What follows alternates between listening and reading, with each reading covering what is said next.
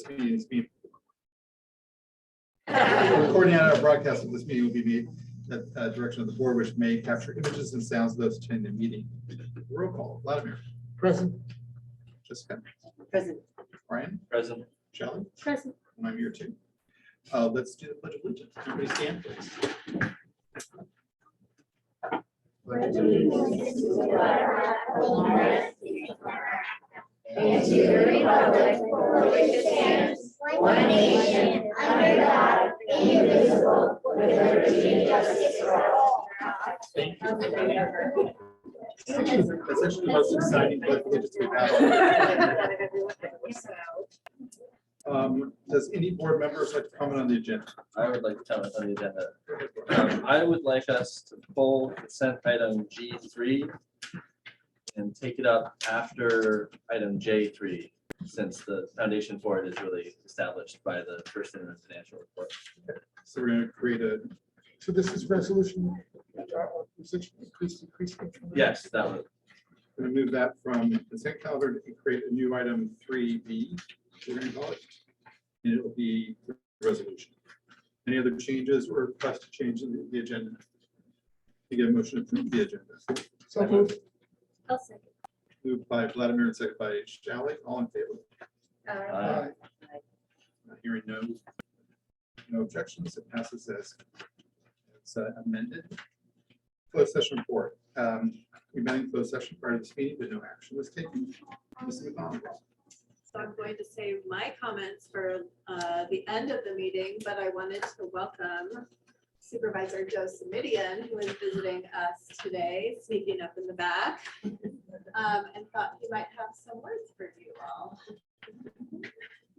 Good evening.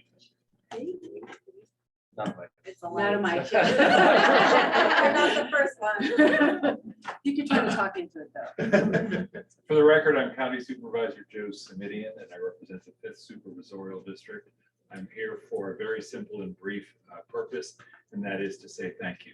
And if you're wondering what it is I'm here to say thank you for, it's for the cooperation, collaboration between the district and our County Board of Supervisors in the County of Santa Clara. As you all know, but I want to just say for folks who may not be familiar with it, our county since the summer of this year has been operating a COVID vaccine booster site at the 435 San Antonio facility after, gosh, almost a year and a half of being at the community center with the help and cooperation of the city of Mountain View. When they finally said we need our community center back, we said, what are we going to do? And Los Altos School District was the answer. So we are there. It is operating wonderfully well. We're seeing probably 700 vaccinations a week. And I know when you make a gesture like this, you wonder, does anybody notice? Does anybody care? Does anybody appreciate it? So the appreciation part is me. That's all you get. But I am here to say thank you because it's a lifesaver, truly. And I didn't bring quite enough copies. I should have known better. I'm sorry for that, but let me just hand these out and I'll leave my copy to Marcy. But if we'll take a quick look, what I wanted to tell you is that there are, of course, 15 cities and towns in Santa Clara County. And if you look, I asked if we get a chart. If you look at the chart with the blue bars on it, what you will see is that this indicates the number of folks who've received a booster dose out of the eligible population. And at the bottom is the city with the highest booster rate. And at the bottom, or excuse me, at the top, sort of upside down, is the city with the lowest booster rate. And I'll say this because not everybody has a copy behind me. Of the 15 cities and towns, the city or town that has the highest booster rate is the city of Los Altos. And I don't think it's an accident or coincidence that there is a vaccination site right here in Mountain View in your district that has been readily available to folks so that they can access it quickly and easily. You're all either educators or elected officials or community folks. I think you've had the same experience I've had. Just when you want somebody to do something, you make it easy for them to do it. So a lot of it is just the fact that folks in our area have stepped up and said we'd like access, but you should take a quick look because the other two cities that are right behind Los Los Altos are Palo Alto and Los Altos Hills, which again tells me that this North County facility is playing a real role. Mountain View is not too far behind, well above the norm for other parts of the county. So I asked myself, what could I do to say thank you and show that I really meant it? And the answer was to stop talking and let me hear from the kids at Springer. All right. Thanks so much. Have a good day.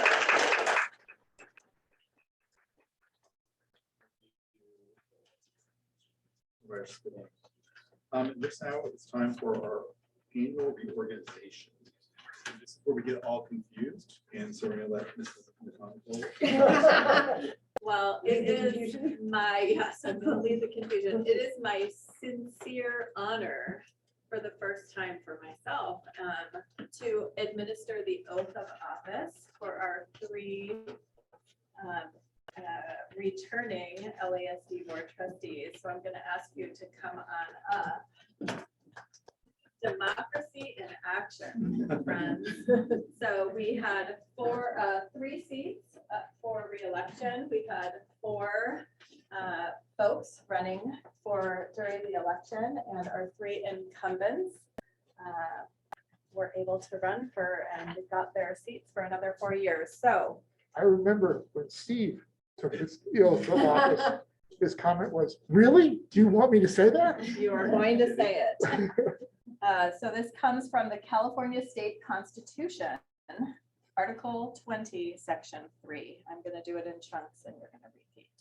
I state your name, I, Vladimir Ivanovich, do solemnly swear or affirm do solemnly affirm that I will support and defend That I will support and defend the Constitution of the United States the the Constitution of the United States and the Constitution of the State of California and the Constitution of the State of California against all enemies, foreign and domestic, against all enemies, foreign and domestic, that I will bear true faith and allegiance that I will bear true faith and allegiance to the Constitution of the United States to the Constitution of the United States and the Constitution of the State of California, and the Constitution of the State of California, that I take this obligation freely that I take this obligation freely without any mental reservation without any mental reservation or purpose of evasion, or purpose of evasion, and that I will well and faithfully that I will well and faithfully discharge the duties discharge the duties upon which I am about to enter. upon which I'm about to enter. Congratulations. Thank you.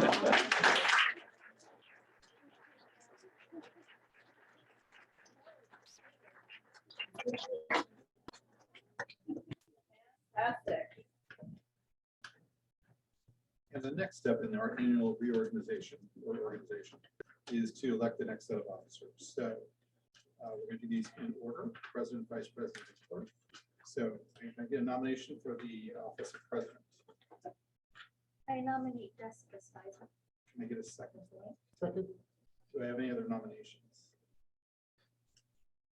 We're going to close that. Can I call for a vote? All in favor of electing Jessica to be the next president of the board, say aye. Aye. Anyone opposed? Hearing none. Jennifer, congratulations.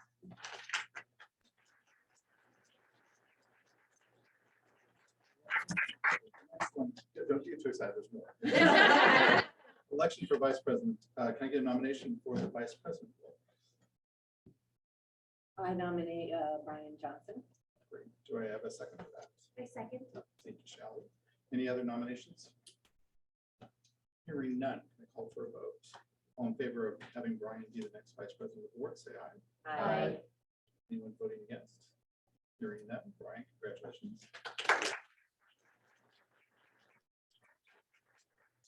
Last one is election of clerk. This is the most exciting office of all. Can I get a nomination for the clerk role? I nominate Vladimir I guess- Ivanovich. Is there Just to be no? clear. No, I think you're- Do I have, I have a second. Do I have any other nominees? Hearing none. Can I get a vote for having Vladimir step into the role of clerk? All in favor, say aye. Aye. Anyone opposed? Hearing none. I think we're safe to say that Vladimir is now the clerk of the board. the really awkward part where we all shuffle around. Yeah, you do. Oh.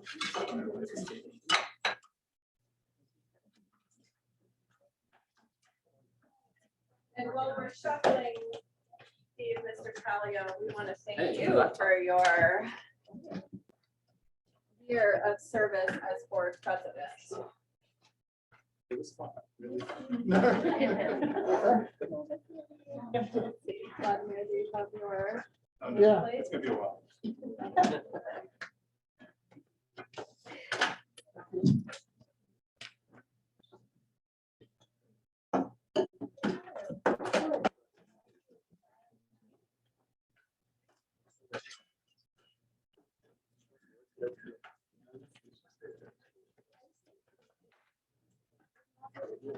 I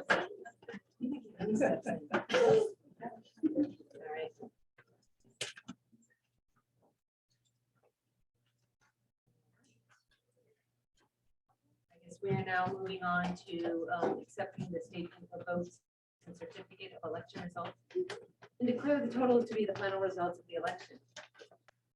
Let's do the rest of that. Do I have a motion to accept the statement of votes and certificate of election results and declare the totals to be the final results of the election? So moved. Second. Any more discussion? All right, all in favor? Aye. Passes 5-0, so it was it Vladimir first and shall I second? So this? shall I first? I second. All right. Next, we have board procedures. Can I get a motion to approve the 2023 board procedures? So moved. I'll second. Any more discussion? All in favor? Aye. All right, 5-0. On to board committees and appointments. So let's take a look at the board committees and start having a discussion. Let me get my papers out.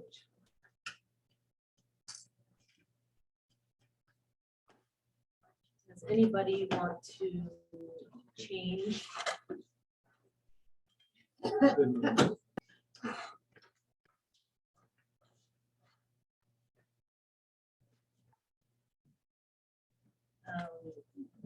Steve, did you have any comments as to movement on committees? I think the only one I shared with you earlier was the thought that maybe we might want to, for the negotiating team with the charter school, that the president might not be in that role, that we might put somebody else in that role, just to go the distance between the negotiating team and the board. Was my only- Recording in progress.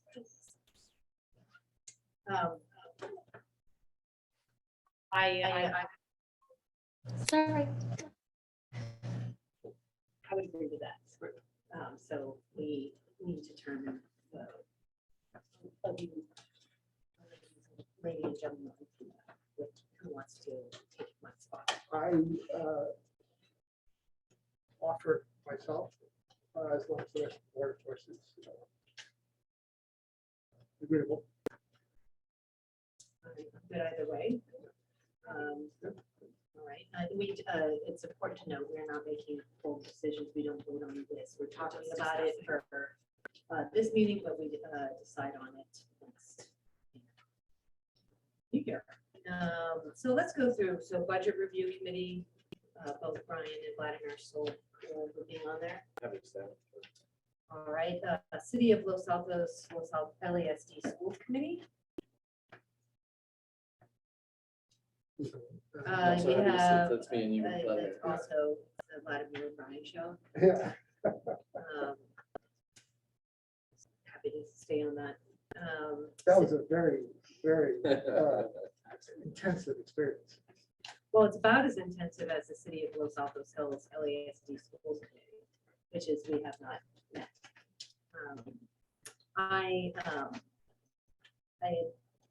I was thinking that I actually want to, I'm gonna move farther down. I'd like to be doing the PTA meetings, and I actually think going forward that it actually should be a president thing, that we do it as president. I think you actually recommended this a long time ago. I didn't think it was a good idea. And I'm doing that, sorry. So I'll let you know. I'm that. happy to do that. But could you take that list off of? those? Yeah, sure. Happy to do that.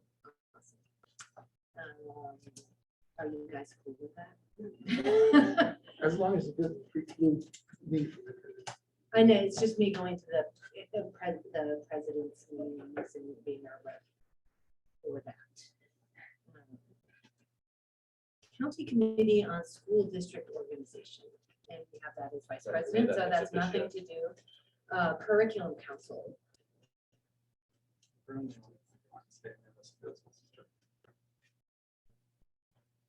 right? The DLAC Committee Happy to stay on that. and wellness. Happy Shall to stay we? on that as well. All right. Charter school meetings, now we've said that Vladimir would. I mean, I'd be willing Yeah. to step back too, Yeah. if Steve or Shelley Yeah. are interested in taking over. I'll do it with Vladimir. If no one else.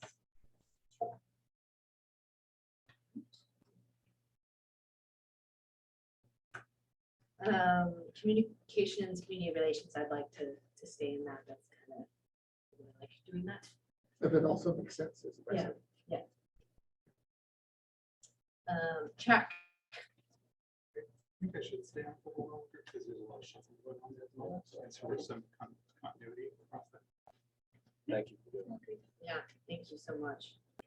Facilities, modernization, It's not been very tax controlled. It might pick up maybe in the coming year, but it's fine to stay with this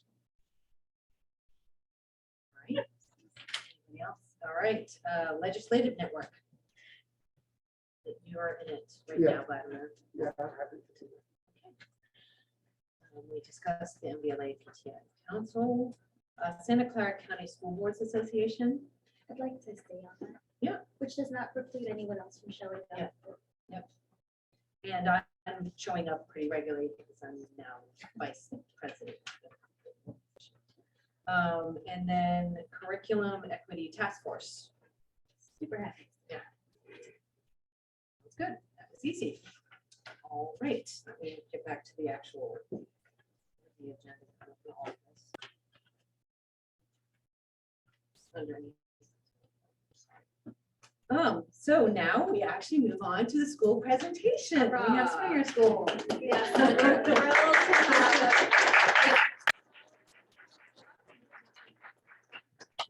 I know we have some staff. Yes, yes. Students. Well, thank you everyone for having us this evening. We're very excited to be here. We think we've packed the house tonight. So just want to take you back a little bit to the spring when we completed the pilot process here in our district. Springer had 2 teachers participate in the pilot, so we were getting updates throughout last school year. And the decision was made to go with Twig. We are very excited. And so we decided to do a kickoff there in May, so we could get our kind of minds ready for Twig. If you're not familiar with Magic Treehouse, the Magic School Bus, excuse me, Miss Frizzle, she, we could be sisters. So I came to, the staff will remember, I actually came to the staff being dressed as Miss Frizzle to help with the kickoff of Twig. And I share that because there is a genuine excitement to have an honest curriculum that is going to address Common Core and next generation science standards. So I was very excited, staff was excited, so we got started. We were able to preview and get a nice look at the curriculum there in the spring. And then we had our first district training in August as well. And we were able to be with our grade levels and kick off and learning about the curriculum. Once we got onto the school site, materials started coming in. I was kind of reading the room and recognized, you know what, I think we need to bring some more support on site. So the wonderful curriculum office sent over some teachers and we're able to do some ISTs to do some training with us in September. And then in October, sure enough, we're like, you know what, we need a little bit more because when it came to ordering the materials and all of the good stuff. So we have definitely at Springer been eyes wide open, hands on, and just really trying to ensure a really strong implementation of this new curriculum that we're very excited about. You can feel the energy in the room. Springer loves anything having to do with STEM. I'm not sure if you came to our STEM Expo on St. Patrick's Day earlier this year. We just are very passionate. We are doing our own STEM challenges aside from our district challenges. So this is right up our alley. I've got my teachers here tonight, and they are just very much appreciating and enjoying having the curriculum and excited to be learning more about it and implementing it. So today I'm going to showcase a few of the grade levels, and then I'm going to turn it over to our students, and they're going to really show you what they have been learning. So as you can see here, these beautiful photos, these are actually taken at Springer School. So not just happening in the classroom, but on our campus. And really being able to look at the driving question. Kindergarten's first module that they will be working on. Sorry.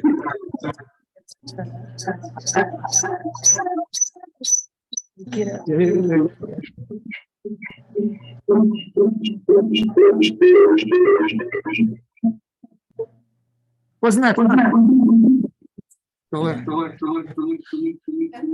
It's right behind that.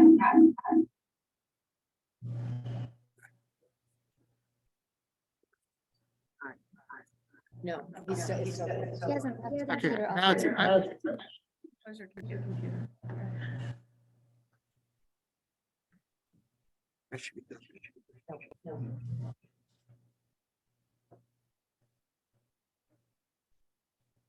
Sorry.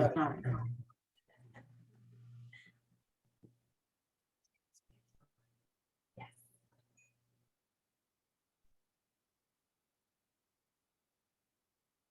Testing. So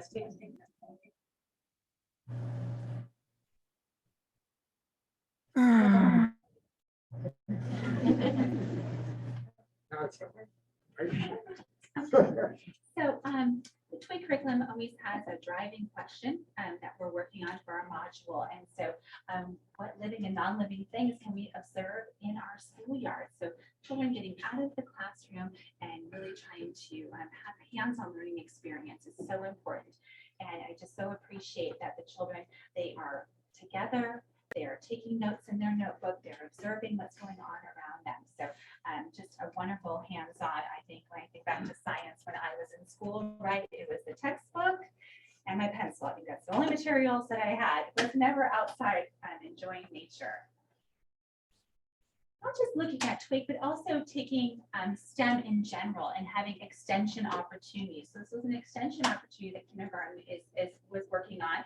And they're actually showcasing it tomorrow for families to see. What do animals need to survive? And so creating their own habitat and what does the animal need? So they got to choose the animal and what does the animal need to survive? So just going even farther from the curriculum and creating extension opportunities we're seeing here in kindergarten. Our Mrs. Feingersh's class was also learning about seeds and how they grow. I love the gloves. I'm not sure if you can see the little gloves in there. We take this very seriously. We often have the safety goggles on. We've got the gloves. We are very much appreciating acting and conveying that we are scientists and we are learning. So it's very exciting. We have trays. So it really has elevated the science curriculum, having these real materials for children to use. First grade, again, we were outside, we are learning. These are our wonderful classroom garden beds, and children are planting and growing and fertilizing and measuring, and what do their plants need to grow? And so these are wonderful opportunities for kids to explore and communicate. These are the 6 C's in action. And we have to cooperate with each other. It's a small space. We've got to be able to be out there together and learn and be delicate with the plants. And so just again, I'm just so pleased with the passion that I'm seeing. I can see it in the photos. I feel it on the campus, this real love of learning about science. Now we're kind of stepping back in, and you can see that data collection is being done. They are really trying to understand what do their plants need in order to climb, and investigating, communicating. So it's just a very rich learning environment. Second grade, working together. That is such an important part of life, of being able to work with others and cooperate, sometimes a little compromising. We have to be able to work together and really showcase what we are trying to learn here, which is the models of landforms. And there was no two alike. Every group created their own, and it was powerful.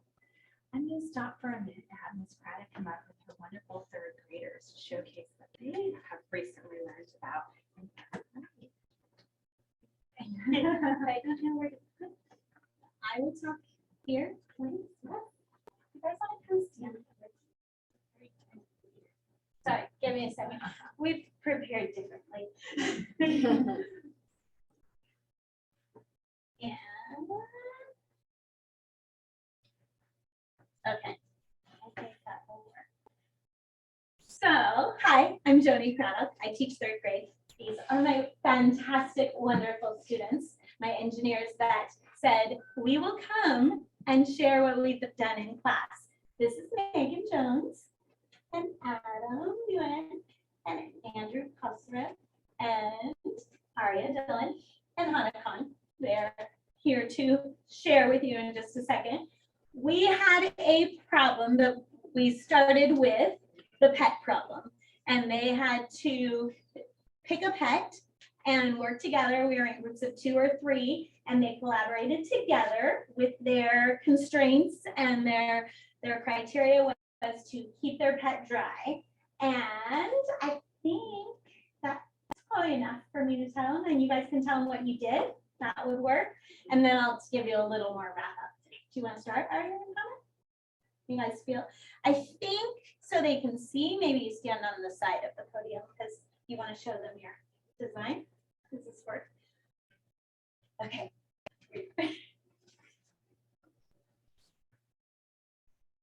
So for the top of the umbrella, we started with plywood from the bottom, and then we added wool, and then cotton balls, and then plastic wrap. And I noticed that the wings that were sticking out, so I covered them with plastic wrap too.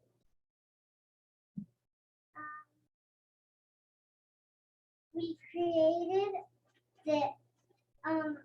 this with pipe cleaners, but we find it a little challenging. First of all, cutting the pipe cleaners is challenging, and taping it apart was kind of frustrating, but we worked together to put it together.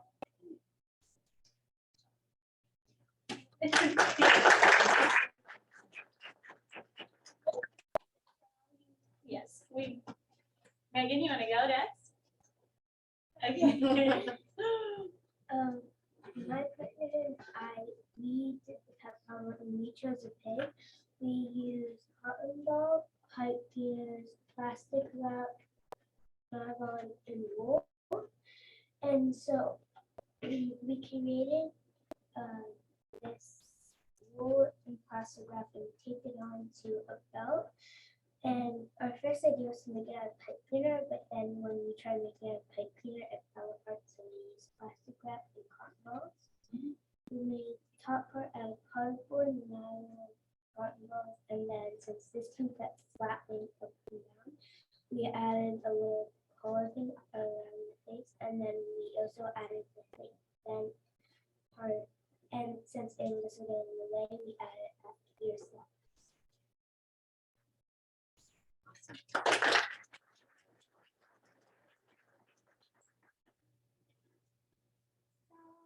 For our animal, we chose a salamander because it was kind of small and pretty easy. So I made the umbrella itself. The structure is a piece of cardboard with some nylon on top, but it didn't cover the whole thing. So I added a layer of plastic wrap on top and then wrote our pet's name, which is Skippy. And then so it didn't come off, I added another layer of the plastic wrap. Our biggest constraints were the limited amount of materials, the base so it can hold, and the time limit. and me and Drew worked on 2 different parts. I worked on the skeleton, and he worked on the umbrella.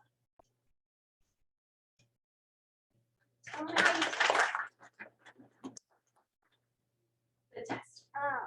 So after we tested all of the designs with a spray bottle, or when we sprayed mist for like 30 seconds on each. Okay.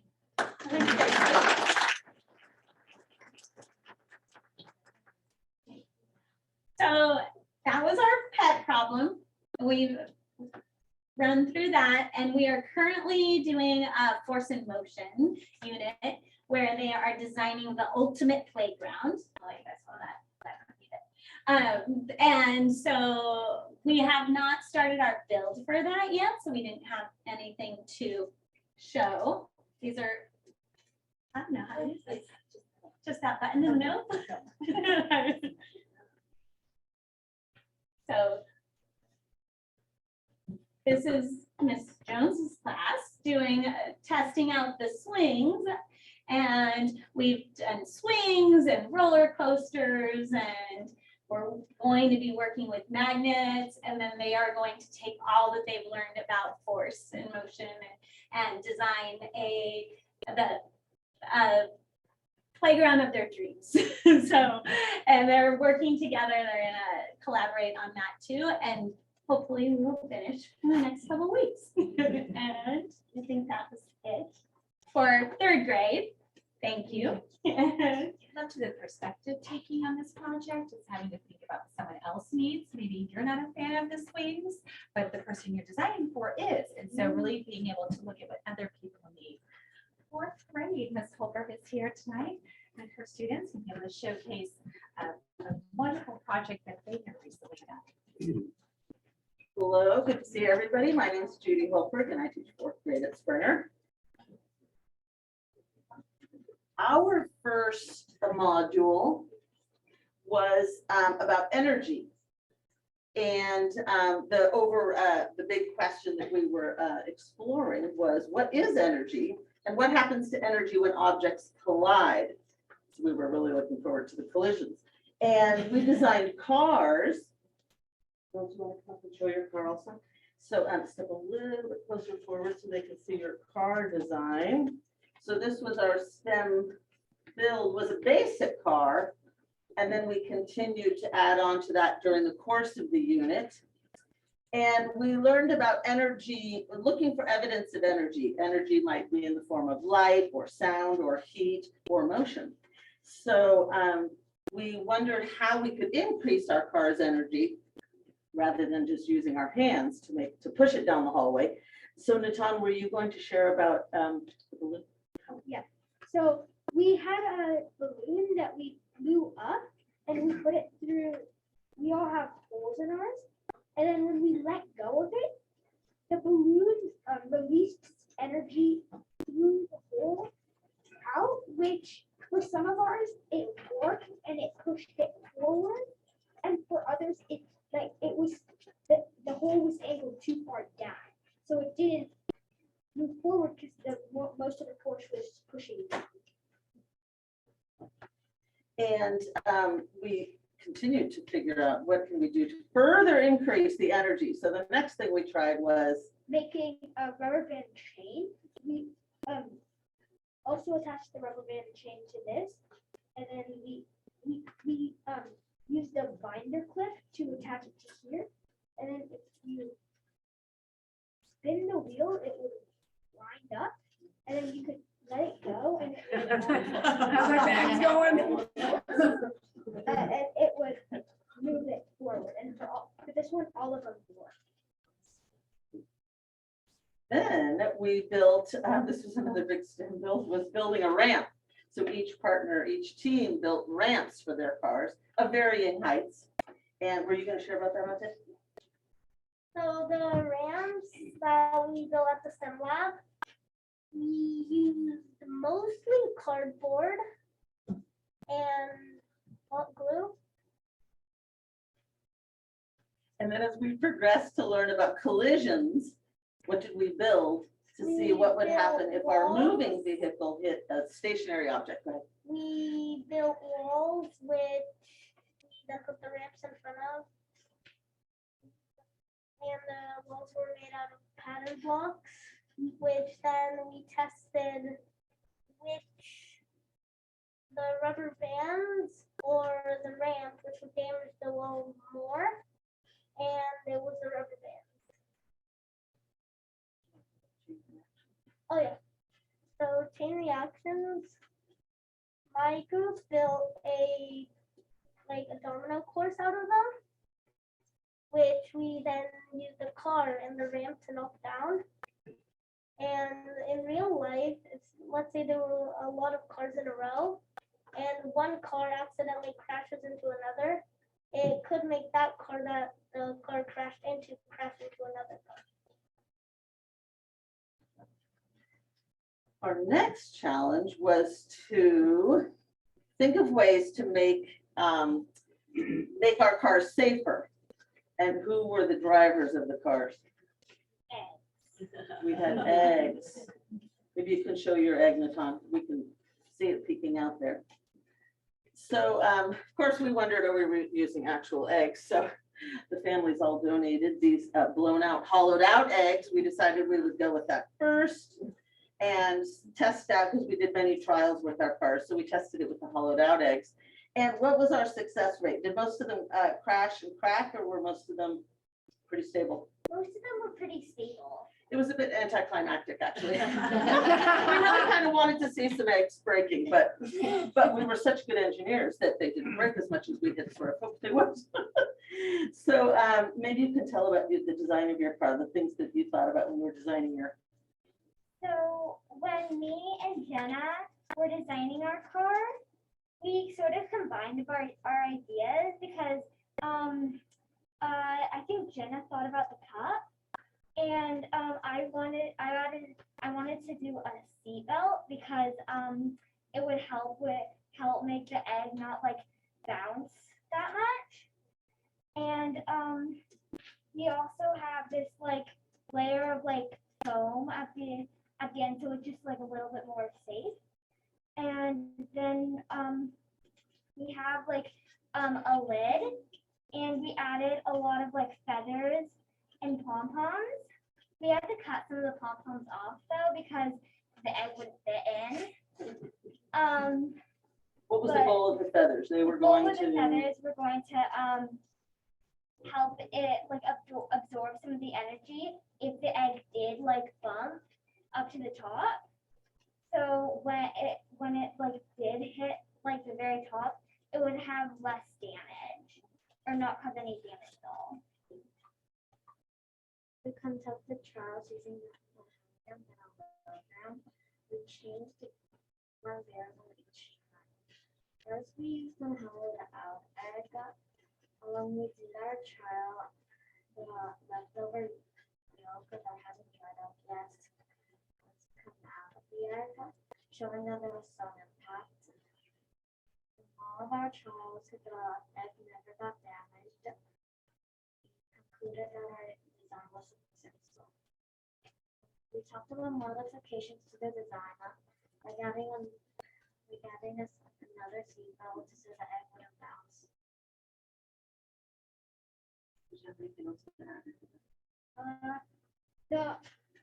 The blown out egg and the real egg, me and Ate tested the blown out egg and our ramp worked.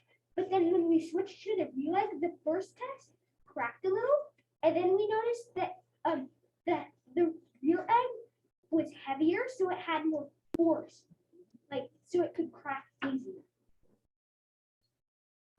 How many of them? I was gonna say that the only time that our egg actually like cracked and like broke open was with the real egg when we accidentally dropped it. In the classroom. That's okay. Yeah. That was okay. Yes, we were pretty pleased with how successful our designs were. I wanted to also mention that the units come, each unit comes with a leveled reader. So it's a really high interest book for the students to read.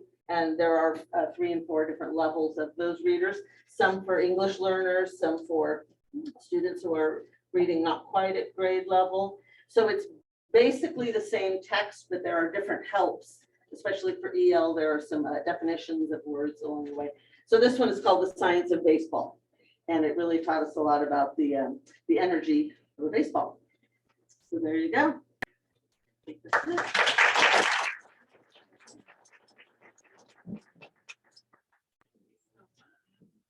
Thank you so much, Susan, teacher. Thank you. Very, very proud. Just want to highlight, oh, excuse me, I'm sorry about that. Just want to highlight 5th grade here. So 5th grade was doing some cooking in their class as well, trying to understand the difference between substances and mixtures. And like I said before, there's so much communication going on in classes when I visit, and they're doing their designated STEM time in the room.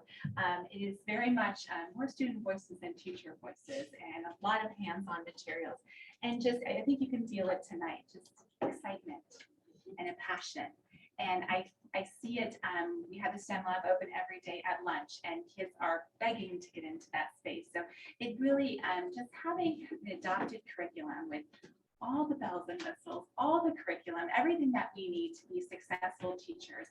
It just makes us more confident as educators, and the children feel more confident, and the passion and excitement is just felt all around campus. So I'm very proud tonight to have so many teachers in the room and my wonderful students, and we are very much enjoying the new TWIG curriculum.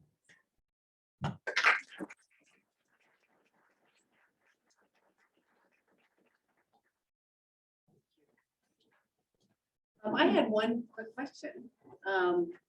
In the plant section for 1st grade, are you working with living classroom? Yes, we are. Yes, very much so. The partnership is amazing. Yes, we often, I would say, most teachers are out in our main garden using the space. Mrs. Capellis uses her classroom garden bed. We also use the main beds. Yeah, it's a nice partnership. Did anybody else have questions? And I also just Sorry. wanted to add too, I know that Grace Choi is also partnering with our docent program, and maybe Karen could speak to this too, about being able to come in also and do a partnership with the science standards. I'll be broad with my term. I believe I was in a 5th grade room just this last week, and there's going to be a partnership. I'm sure. Yes, thank you. Spoiled anything. So I love that all of our programs are really just aligning beautifully to make a more integrated, seamless part of the day. It's not so disjointed. Oh, now we're doing math, now we're doing reading. It's just more fluid. Anybody else have any questions or comments? That was awesome. Thank you so much, everyone. Thank you. Yes, happy holidays. Okay, so yeah, congratulations on your exciting. It's nice for us to see that moment. So, thank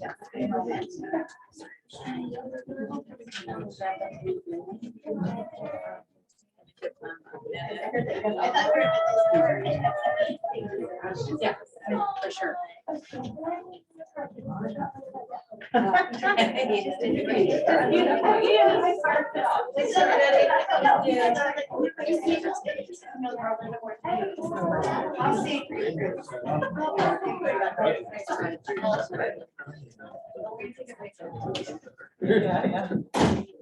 Yeah.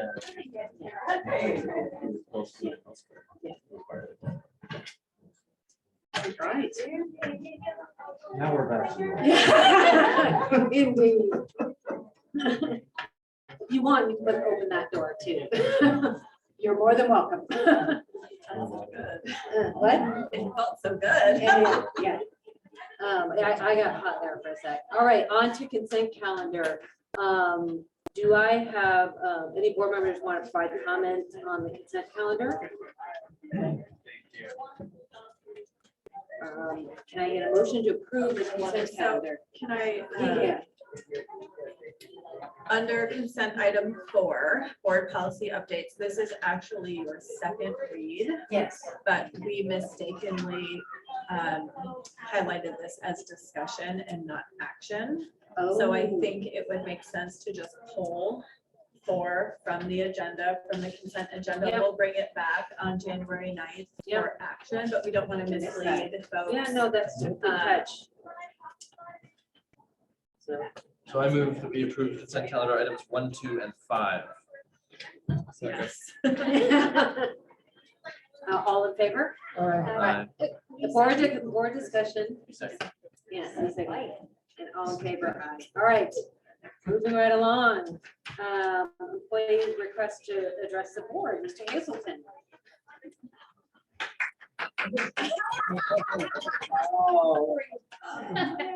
Elena, take notes. Well, first of all, I have to say, I am shocked to see Steve Taglio not in a white button-up shirt, so I applaud your fashion. So I have something I want to talk about, but I just want to say, excellent job to our Springer teachers. Oh, yeah. I think this completely ties into what I was talking about earlier this year when we have ideas and curriculum, but who implements that and how it's implemented is our teachers. So thank you for doing that. And I think what we don't always see is the behind the scenes that goes on with that.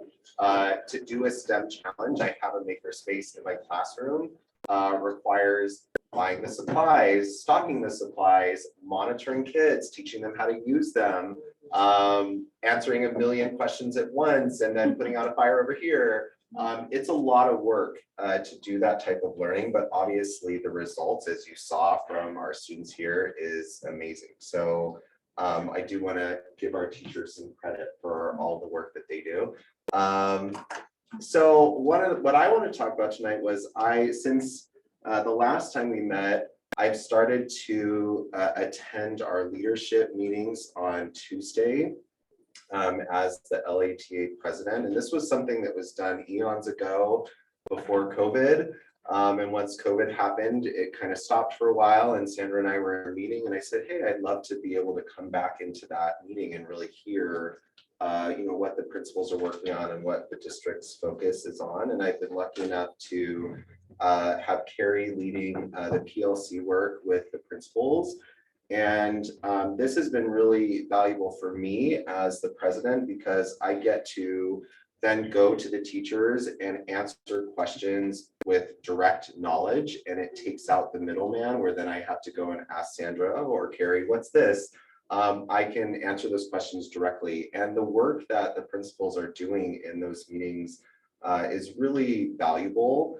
They're working on finding focuses for cycles of inquiry where teachers will identify, or as a school, they'll identify a need that they're seeing in the students.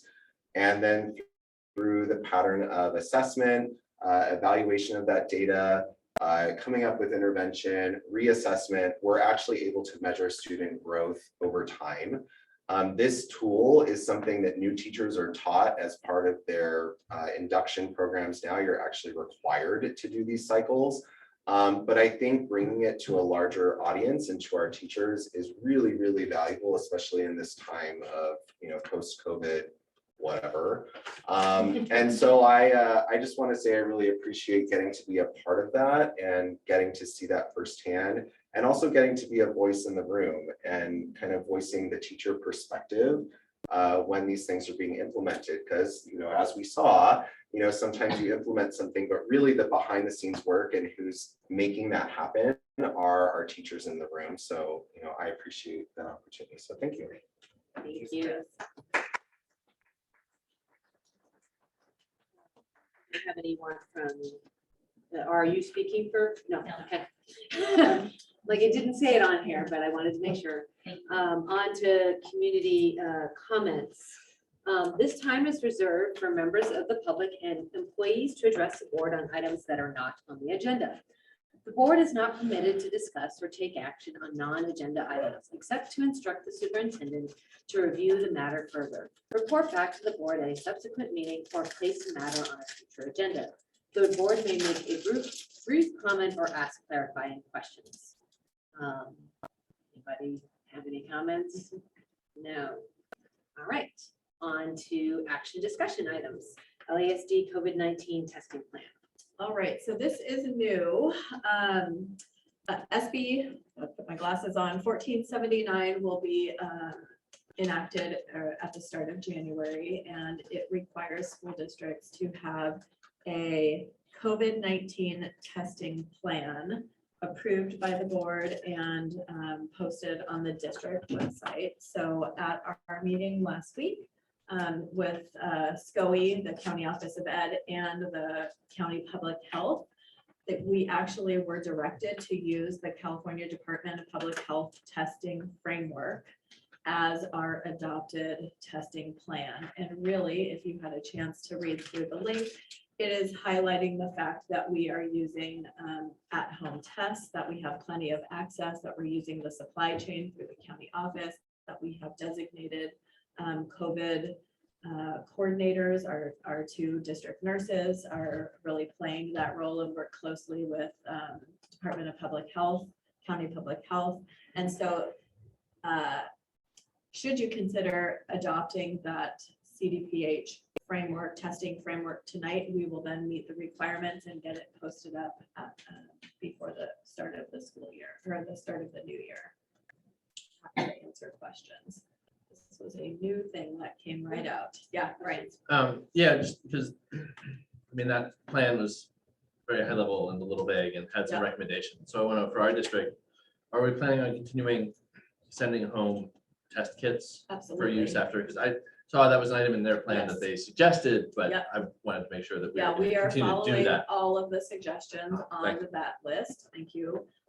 So before the November break, we sent home tests to students and staff. We will do that in December. There is a pipeline from the state through the county. Elias goes and picks up and we send that all home.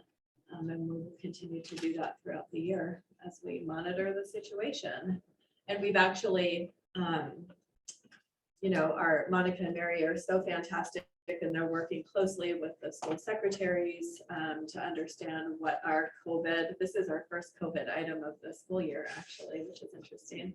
But understanding what our transmission is looking like or our positive cases are looking like at our schools. And so when we see the tiniest uptick within a class, we're sending tests out to that entire class, even when it doesn't meet the requirement for suggested to do so. So we're really trying to be very cautious and err on that side of caution. Any other questions? Just quick comment. Yeah.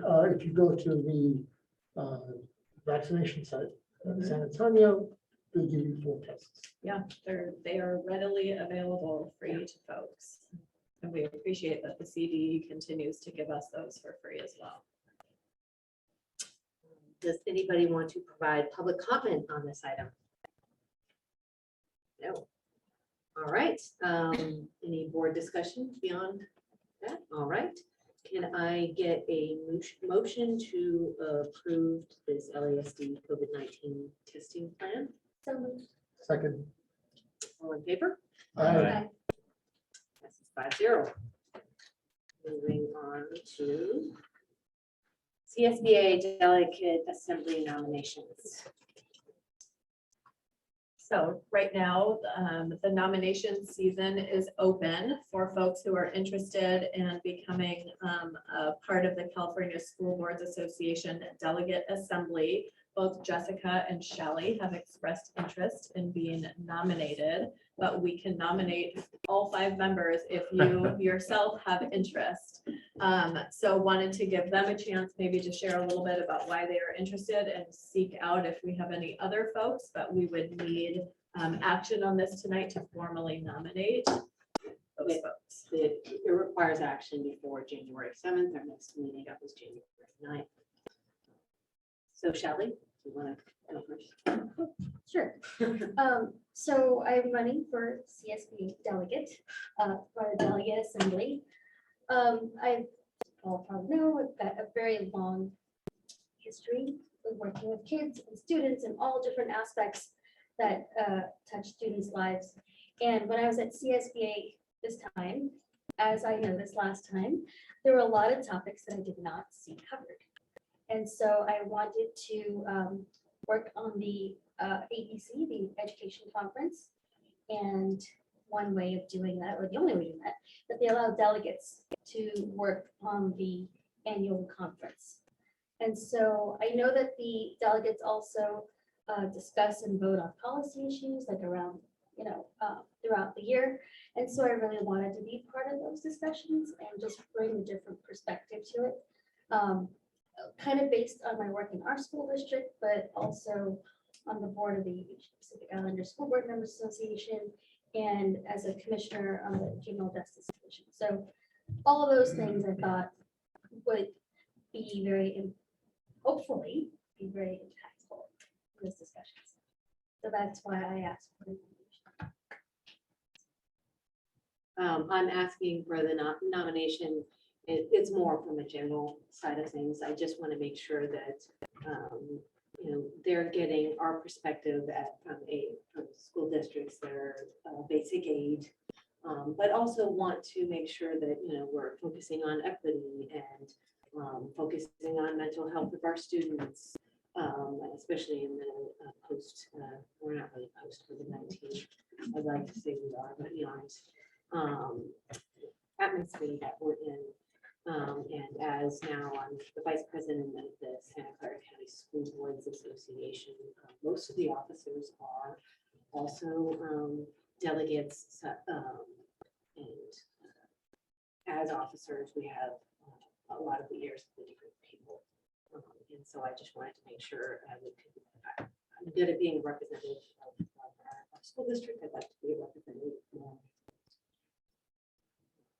We can make it. So just to be clear, CSBA is the California State School Boards Association. Yes, correct. And our job would be to advocate with them to get things done for our school districts local to us in Region 27 in Santa Clara. So we are definitely representing our school district, but it's a wider net, making sure everybody is on the. So I'm happy to nominate Charlie and who's delegate members. I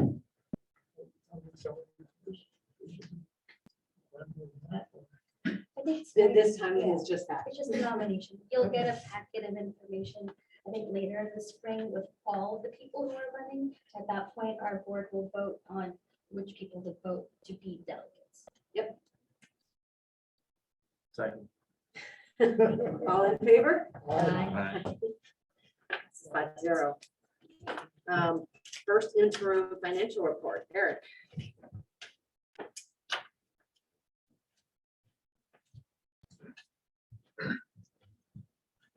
Okay, good evening. We're here tonight to go over the first interim budget presentation. This is a time where we reconcile all of our expenses and revenue changes since the adopted budget through July 1st, and it goes through to the end of October. I have Valeria tonight with me. She'll be presenting a couple slides highlighting the cafeteria fund. We're excited to get started and talk a little bit about some changes that have happened since adoption. So a couple of changes that have happened. The first one is really good news. It's property tax growth. At our adopted budget, we projected 5%. It's at our last meeting with the county assessor's office. The projection was 7%, which is looking really good. Always have to worry about roll corrections. At this time last year, they were predicting 40 million in roll corrections, and at the last meeting in November, it was only 25. So that's a good savings for the district. It's less. So that's increased about $1.2 million to our general fund. Also, we have a one-time discretionary block grant, which we've been talking about in previous meetings. The money has been apportioned. We'll receive one payment already in November, another one in December. The other two payments will be, I believe, in April and May. So that money is included in our budget. We include this money as a restricted fund because there are restrictions in how the money could be spent. We'll be bringing a plan back to the board at a future meeting to talk about the expenditure plan for those funds. Expenditures, we have some increased staffing, and a lot of that is due to some student needs, extra therapists, behaviorists to help with some of our general education students. And it doesn't mean that's our actual expenses. That's how much we're going to increase our budget to cover those things. And we'll have much more information as we go on. And then also a contribution to our cafeteria fund increase of about $512,000. And a lot of that is due to the summer construction. That was not in our adopted budget. Our contribution to the restricted fund 13, which our cafeteria fund, has gone up. It was $1.1 million at adoption. It's at 1.6. We're hoping to possibly use some of those one-time funds to help pay down that one-time construction cost. The general fund revenue assumptions. Property tax growth for this year is 7%. The parcel tax, $9.6 million that it generates, it ends in 2025. 2.8 of that is Measure GG, which will expire in June of 2025. Guaranteed state aid of $734,000. Mandated block grant is ongoing of $114,000. Prop 55 used to be called Prop 30, Education Protection Account. Now Prop 55, and that's $738,000. That ends in 2013 unless the legislature passes another version of that. Lottery unrestricted is $621,000, and then due to the charter school in lieu of property tax is 9.8. We call it's in the revenue in the SACS forms, but it's actually it's an outflow, but it is at 9.8 million at our adopted budget, and that's our general revenue assumption. Local property tax, secured property tax in 22-23 at adopted was 58 million. At first interim, it's 782,000. You can see secured has gone up, unsecured property taxes decreased, and then HOX is homeowner exemption, slight decrease in that. When you look in your SACS forms, you'll see those three categories under local property tax under LCFF revenue. 3-year summary, you can really see the growth in really the last 2 years of 7.2, 5.37 last year, and this year at 7.1. It's really 7.1, but we're trending a little bit at 7 just to include any homeowner exemptions. I'm sorry, roll corrections that we might see.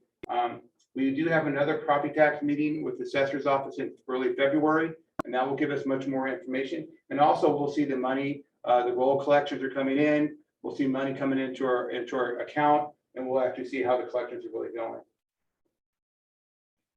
Other unrestricted state revenue that we get, which I mentioned earlier, Prop 55, mandated block grant, guaranteed aid. These are all of our major unrestricted general fund revenues. Eric, Yes, can you go back for a second? yes, The total down there should be 2,208,500. yes. Okay. For slideshow. General fund is that expenditure assumptions, no salary changes for CSC, LAT, and management. We are in the middle of negotiation, so it's really a formality. Anytime I do multi-year assumptions or general fund assumptions during the current year, unless you are settled, that's a common language. So we are in the negotiations that will change over the course of the year. Step and column is a normal assumption, about 1.5% for all groups. No CSC and LAT health insurance changes, and there are statutory benefits which are listed. And Lyra is going to talk a little bit about some statutory benefit rates in our assumption for the budget. Good evening, everyone. Another change in the current year is the statutory benefits. I wanted to point out 2 areas here is actually the STIRS and PERS. STIRS rate has actually increased from 16.92 to 19.10, which is 2% increase from last year. For PERS, it's 22.91. Last year increased to 26.10 this year, which is about 3%. Another increase that I wanted to point out is the PERS employee contribution, which is all PEPRA members. So if you are a California or if you're a PEPRA member effective July 1st, 2013, your contribution this fiscal year has increased 1% from 7 to 8%. What's a pepper member? PEPRA member are like California. They're actually PERS. They're CalPERS. So we have PERS that were members before 2013, which is myself. I started 2002. We are sort of in a different tier on the contributions. So we stayed on the 7%. So any members after or effective July 1st or January 1st, 2013, they are called PEPRA members. Okay. Utilities expenditures. I wanted to point out here that we did have a slight change between adopted budget and interim. As you can see, we have a slight change between electricity and gas, as well as the waste disposal. Primarily, the increase is due to the rate change through the year. The This is a 3-year summary of the utility expenditures. As you can see, clearly it is increasing. However, you might see an anomaly here on 21-22. There's a bit of a bump on the gas and electricity because that was the year that when we had our return to school. And we were very cautious during that time during COVID. And of course, we purchased several units of air purifiers. So not just the air purifiers, on top of that, also we had our rate increase. Cafeteria fund. As you may already know, beginning this year, California became the first state to implement universal meal program for school children. As a result, LASD officially joined the National School Lunch Program and School Breakfast Program to avail the meal reimbursement. Unfortunately, at this time, I would not be able to give you a concrete solid data of the reimbursement because we only had 3 months worth of reimbursement and it's only about $538K, which is a bit lower than what we have originally budgeted or adopted. So I'm hoping by second interim, we would have a better solid reimbursement data as well as participation rate with our students. Of course, on the expenditures, that has also increased. We projected originally a 2.9 expenditure, however, we went up to 3.4, primarily because of some salary staffing increase, supplies, and the big construction costs of the surgeries. And I'll pass it on to Eric for discussion. Then we want to highlight another part of our general fund, and which is restricted funds, which is special education set adoption. We are at $15 million, and then first interim was 17, and then a slight change of 1.4. Our general fund contribution had to increase for that, but we do feel with some staffing changes and making sure that some things are coded out that we can get this number down a little bit at second interim for sure. 3-year summary of special education. Total expenses in 2021 is 12.3, 21-22, 14.1, and then first interim right now is 17.1, but we anticipate that number declining a little bit as we get through the budget numbers and we look into the second interim. And I also want to, there are more high incidence cases. For example, if we have a student who has to go to a residential treatment center, things like that are very expensive. And so our transportation cost is also included this. So this all other costs also includes transportation. And here's our multi-year projections. Anytime we present a budget, we also have to look at the out years. So not only this year, but and the next 2 out years. So this is our multi-year projections for Los Altos School District. And here's our assumptions in the multi-years. First one is this year, we feel very confident, 7% growth in 23, 24, and 24, 25. We are anticipating with inflation and the interest rates being ratcheted up by the Federal Reserve, slower growth. We are seeing home sales, homes being on the market a lot longer, less turnover will reduce, less AD growth. So we have to be cautious of that. Some of the out years, we're predicting 4 and 3. Again, once we get more information from the county's assessor's office, we can update these numbers as more information becomes available. Our parcel tax at 9.6. All the other state block grants and things, really no change. And same with the due to charter schools. And that number gets changes from year to year, as you know, based on the number of students in the district and that are also outside the district. So that number will be sharpened up when we get to second interim as well. Multi-year expenditure assumptions, which I mentioned earlier, no salary changes for all groups, but we are in the middle of negotiations that will be changing. Step and column, 1.5% for all groups. And health and welfare, on the average, we budget about 7.5% for health and welfare, and that's all medical, dental, vision benefits. That's not including statutories like your PERS and STIRS retirement that we already talked about. Here's CalSTRS, and this is a good graphical example of what Larry was talking about. The employer rate, how much we have to pay for CalSTRS, and this is for certificated personnel, was 16.92 last year because of a one-time buy down. It's back up to 19.10. So these are things we have to think about in the future in the out years. If you look at your 403B or some of your annuities, you've seen the stock market volatility affect that. I think I have to work a couple more years longer probably because of that, but all joking aside, I think when you look at CalSTRS and CalPERS, they invest heavily in equities as well. So when things get tough, they could raise the rates on us. So that's something to always be mindful of in the out years. There's CalPERS as well. You can see last year's rates at 22.91. This year we're at 25.37. And these numbers come from school services in the dartboard. And they have some projections on the multi-years of what you should be budgeting for. And in January, when the governor releases the proposed budget for next year, we will get a revised numbers and see where we're at with these. So we'll get updated numbers for these, which will be presented at second interim. Sometimes at first interim, there's not much of a change, and then things do change. Multi-year revenue, total revenue for this year is 78.6. You can see the large amount of state revenue, and that's the result of the one-time discretionary block grant. So you'll see a big change, and you'll say, oh, next year we're reducing revenue. Yes, because it's all that one-time money. And when we put together a plan, we'll talk about, we could spend some of the one-time revenue. We have multiple years to spend it, so we put together a multi-year plan for you as well. The LCFF revenue is your property taxes, education protection account, and GSA, guaranteed state aid. State revenue is mandated block grant and lottery. And then other local revenue is interest, fees, leases. And then we try to separate out parcel tax. You can see how big the parcel tax is when you combine it with the local revenue. Multi-year expenditures, salary and benefits, total salaries, 83.2, 79 and 0.1 and 82 in the out years. And then the transfer out is the transfer out to the cafeteria fund.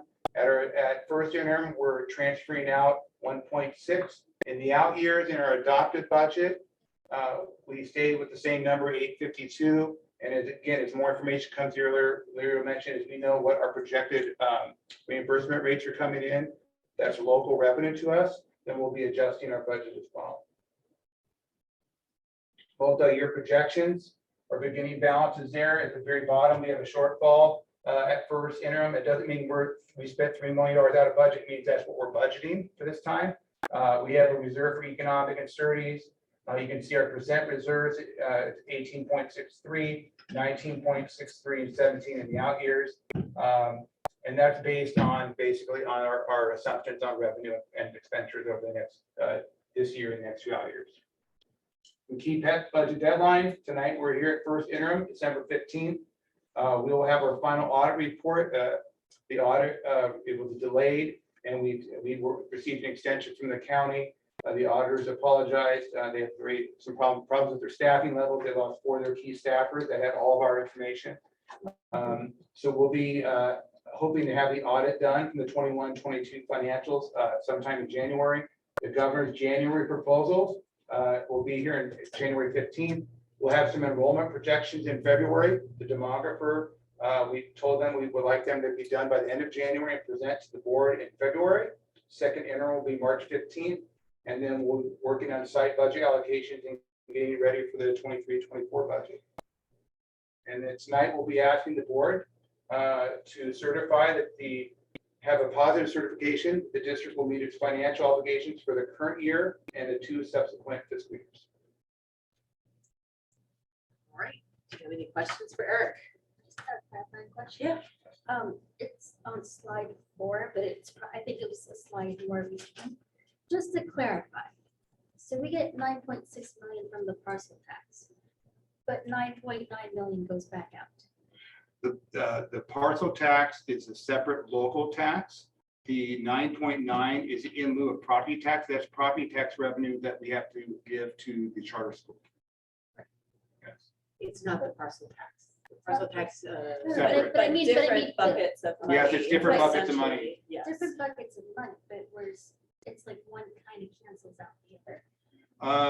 Actually, there are two 9.9 is money that we have to transfer to the charter school. It's property tax revenue that we would receive, but that money all goes to the charter school. So it's really an outflow. So if you look at our SACS forms, it'll say in lieu of property tax and has a negative number. That money goes to the charter. That's in our budget.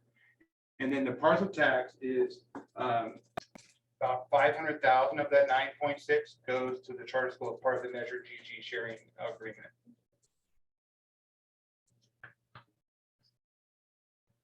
Any other questions?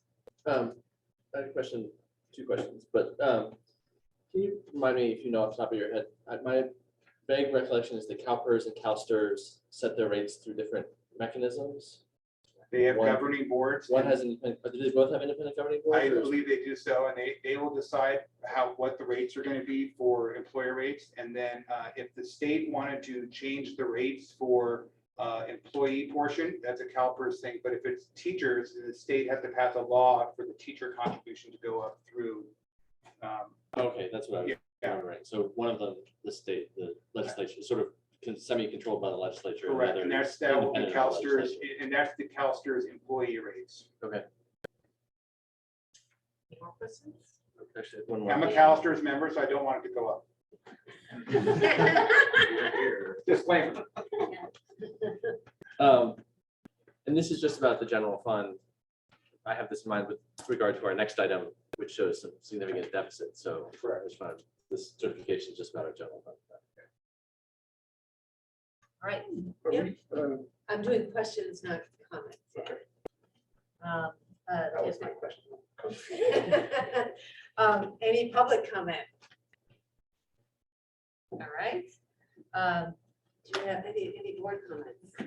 Yeah, I just wanted to point out that the amount of money that we spend on special education is about 20% of our total budget. And we do this willingly, we want to do it, but also we don't get reimbursed for that. That's A correct. large It portion of is an unfunded mandate, and as much as we do get some state funding and a very minimal amount of federal funding, it's really not fully funded. That is correct. All right, I don't have any comments, so you would like us, can I get a motion to approve the first interim financial report? Second. All in favor? Right, moving right along. Yes, bond program. 3B. Oh, sorry, thank you. Sorry, since I was You went, responsible for yeah, that. like, yeah. read it So off. I can speak to this. So annually, the board will adopt a single resolution which authorizes year-end budget transfers to pay for any obligations that we incur during the current fiscal year and budget transfers between major accounts for the following fiscal year. But we do separate resolutions to balance any part of the various funds during first and second interim. So tonight, we're asking you to adopt resolution 2223-8 to authorize us to, with consent of the board, obviously, to authorize budget increases and to make any transfers necessary for the first interim.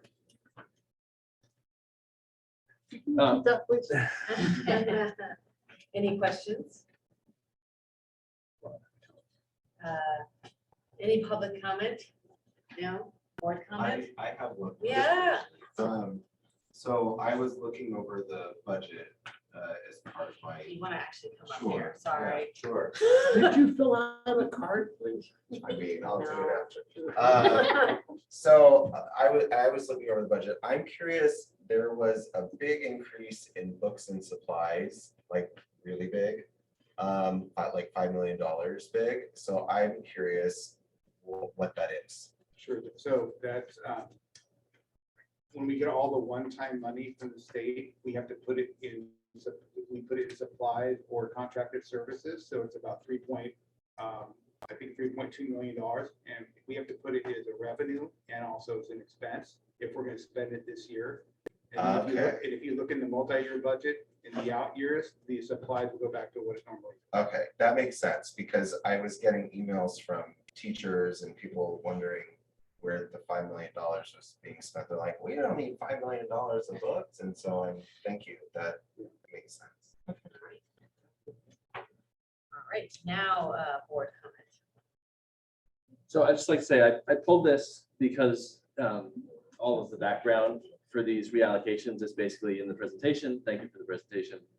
And so I think just as a best, I know historically we've done it on consent calendar, but I would like to, if I've got consensus, to provide direction that we do it this way in future with the resolution to come after all the background material, just in case there are questions from the public, because otherwise it's sort of a fait accompli if somebody comes up with objections. Sounds good to me. All right, do I have a motion to approve I move that we approve resolution 22/23-08 authorization to increase and decrease interim expenditures. Second. All in favor? Aye. All right, passes 5-0. Now the bond program updates. All right, so we have many special guests available to provide some detail for the board tonight around multiple facets as they relate to the bond program. So we have Randy here, we have Peter Ingram here, we have Lisa Gelfand, we have Clarissa. I might be missing somebody else, but wanted to take some time to give the board an update around where we are on these different items. You all know, I think it's been a couple of months since we've had a CEQA update, so we'll spend some time there. Lisa will share some updated schematics around design specifically for CEQA of what the 10th site may look like. Randy, I think, or someone is going to provide a TDR, the transfer of development rights status update. We'll talk a little bit about cash flow as it relates to our bond fund and a timeline, as of course we know that things have changed so much because of the pandemic and challenges that that brought. So Randy, who's going to be up for the CEQA update? So why don't I, Facilitator. can you hear me? You sound great. You can hear me okay, right? Yep. So why don't I start by just formalizing the introductions a little bit. I'm Randy, for public, I'm Randy Kenyon, former employee now providing consulting services to the district. We have Lisa Gelfand of Gelfand Partners, architect for the district. Two attorneys, Clarissa Canaday and Shahida Shabazz, and Peter Ingram, consultant. Regarding the CEQA update, we've been working on CEQA over the last year. As you know, board members, our CEQA consultant, Amy Skews Cox, has been doing a lot of work behind the scenes, working with a bunch of different consultants that are involved in the environmental impact report that is the ultimate outcome of the CEQA process, California Environmental Quality Act. What you have tonight as a key moment is Lisa's going to go through the schematic design for the purpose of CEQA. That will underpin the project description. And in January, we will bring the project description to you for your approval. That will become the basis for putting the project out in the public for review by various other agencies as well as members of the public, and starts the clock ticking for various chances for people to provide input. And we have about a year before we can conclude the processes you see on this timeline. So that's pretty much where we're at right now. I just wanted to bring you up to speed. So why don't we go to the schematic design? Thank you, Randy. Lisa, you can tell me when you would like me to forward your slides. Okay, thank you. Thanks, everybody. I feel like I should be asking those Springer kids to take over, but but what we're going to talk about today is just the design for CEQA, which is not a commitment for the district as to what the district wants to do with this site, but what we do want to do is to provide the greatest possible flexibility for the district in the development of the site. So that means we want to show the most intense use that is that the district might want to put it to in partnership with the City of Mountain View and the joint use facilities that we would put out there. So this diagram is for CEQA, the basis of what the environmental impact report will actually analyze. So we have a joint use field, we have the 2-acre city park, and we have a basically 2-acre core campus that's also 2 stories. So that campus, and we could go on to the next slide, could be, this is sort of the full build out if it's at a maximum development, 900 students in a K8 configuration. Next slide. And that magically shows that we also could just take that wing away, and then we've got 600 students and a K-5 configuration. So the basis for all of these buildings is the master plan and all of its iterations since 2014. So we have flex rooms, classrooms. I'm sorry? Okay. So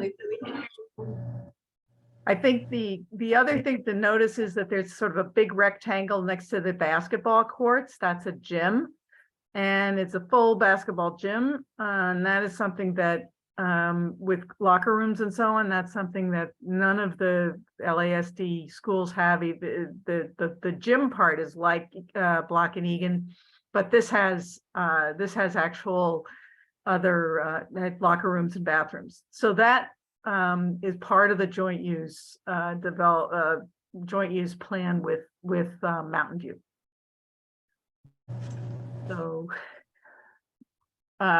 we were able with our schematic drawings to get a projection of construction cost, and this construction cost is a maximum. It's based on the K8 version, so it had all of the extra wing and the extra little exercise room.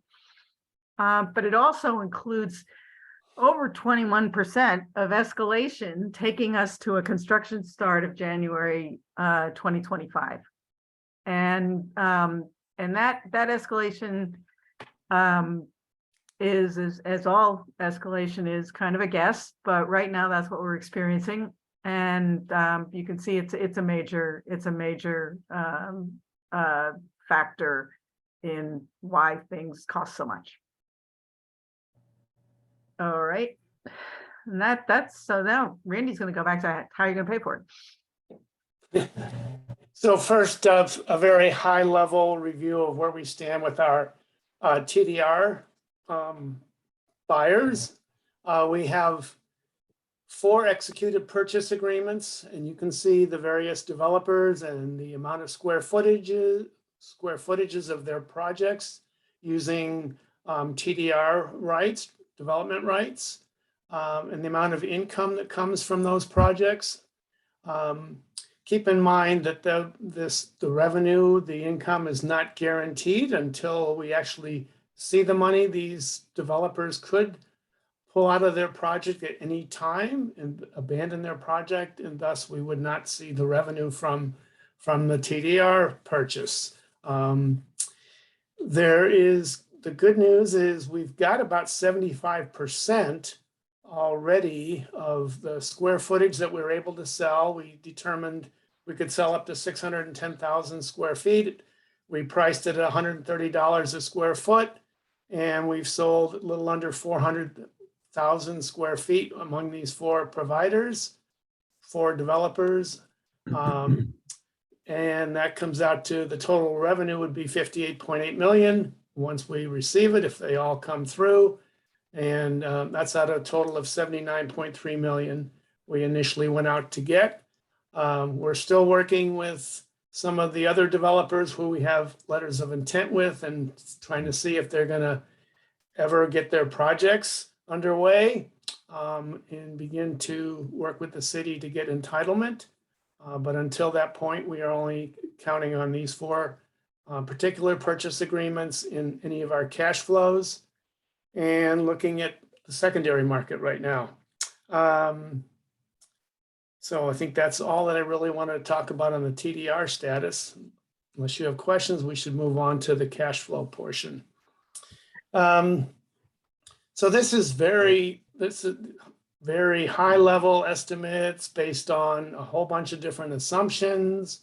What we do know that's certain is the beginning balance in 22-23 of $23.3 million. That's where we ended up at the end of last year in our bond fund. So that's our starting point for any kind of cash flow. And this is somewhat of more of a budget projection than really a cash flow. Cash flow really implies cash. This is really a budget projection. We have rental income from the tent site, we have one tenant remaining, which is Kohl's. They're going to be out in January of 2025, so you can see revenue for the current and next 2 years coming from Kohl's, and that's net rental income. We have 3 of the 4 TDR buyers that you saw on the previous slide have their latest payment date scheduled within this cash flow spreadsheet here. The 4th one, Merlone Geyer, could stretch out as late as to 2030. So they're not included in this 5-year projection. We have $85 million left in potential bond issuance out of our $150 million measure N from 2014. So that's the total revenue that we're showing. We're not including any interest earnings at this point, depending on the real cash flow of the bond fund and how much interest rates are at a particular time. So it's a little sketchy to try to project that right now, nor do we have any state bond funding included in this cash flow, because that's also very iffy depending on whether the state has bond monies to spend, depending on what our eligibility status is. Turning to the expenses, I think you realize our bond anticipation notes that we issued 2019. They're due in October of 2024, 79 million. We're going to need to pay those off. Hence the bond issuance of $85 million in the revenue side. We could issue bonds to pay off those bands. The 10th site construction cost. This totals 160 million, ties back to Lisa's slides where she was showing the potential projected cost based on a 900 student facility. And we've estimated how this might be spread over the 4-year period, starting with site design and state DSA and state approval costs, all the upfront soft costs in the first 2 years, and then construction costs starting in 24, 25, following our current timeline of when we would, I think, optimistically project when we could earlier put a shovel to ground. Back in March 2022, Lisa and I presented to you a 3-year deferred maintenance plan highlighting some critical facility needs. Just wanted to bring that back to your attention and include it in this, so that's not lost in the fray as you consider what our facility needs are and what our facility resources are, primarily our bond fund. Also, CEQA costs, consulting service costs are shown, and some ongoing obligations including the annual $300,000 we've been transferring out of the bond fund into our deferred maintenance fund to take care of, I would say, relatively minor deferred maintenance needs compared to the ones shown on the 3-year deferred maintenance plan.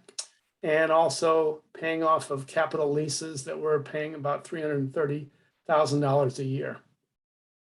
Bottom line, we don't have enough money right now, obviously, shown here, to do everything that's on this potential expense side. And so that's going to be sort of a point of conversation as we go forward. Let's go to the next slide, Sandra. I guess I'll take this unless Peter wants to jump in, but this shows some of the key milestones that have already happened at the top and then where we are looking ahead. And we have a lot to do before we get a school built. Currently our target, and I would say our best case under our current timeline would be a school would be available to be opened in fall of 2026 if everything is on track the way we have it right now. Of course, there's a lot of decisions that have to be made, lots of ground to be plowed before we can actually get to that point. So, and I didn't mean that literally, I meant that figuratively. So that's, I think, the last slide, Sandra, is it not? You are correct. So why don't I turn it back to you and see what you and the board might have as questions or? Thank you, Randy and team. Any clarifying questions? Randy, if the TDR, if one of the construction firms buys some TDRs from us, can they return them to us and get a refund? If they don't go forward with their project? So if they don't perform their project, let's let Shahida chime in. She works closely with the TDR buyers on the contracts. So if we're talking about somebody that has an executed agreement right now, a purchase agreement. Shahida, you want to? Sure. So the way our agreements are structured, the developers sign up for the right to purchase the TDR units and they place a deposit into escrow. That deposit is refundable. So as Randy was mentioning earlier, if a developer decides to walk away and abandon their project, they would be entitled to a refund of that money. As the projects start to get their final approvals from the city for entitlement of the projects, then it becomes less likely that the developer would walk away or need to claw that money back, the deposit back. And so we work with them to get the balance of the purchase price paid into escrow. And at that point, that's when the district would start to see the revenue from the TDR purchases. And that once they paid everything into the escrow account and we've taken it, that's it. They're not entitled to claw any of it back. Is that correct? Correct. After they receive their entitlements from the city, the entitlements are conditioned upon the finality of the transfer of the TDR units from the district to the developer. And there's actually a certificate of transfer of those units that gets recorded. So there is no clawing it back at that point. All right, thank you. You're welcome. Any other? Yeah, I think it might have been answered on this slide. I missed when Randy said we could actually start construction. 25, Yeah, 2025? yeah, because Coles is out Yeah, at the end of 24. Okay. demolition is Q1 2025, so that means beginning of construction. So it's done. Any other? Yeah, I got a Yeah. couple. Just a couple about the TDRs and the LOIs. Are there any, Randy, you mentioned that we're still working with some of the existing LOI holders, I think. Are there any additional ones on the horizon? Peter and Shahida are working closely with Okay. on that topic. Why don't one of you field this? Okay, yeah, I'll start. I met with the community development director, the planning manager, and the senior planner, Rebecca, who's been with us on this project the longest, just a couple weeks ago. And the purpose of the conversation was to really try to find out what they're seeing in the development sector under the current economic conditions. And I had a specific list of questions about where we could get their help to land second market TDR when we need to do that.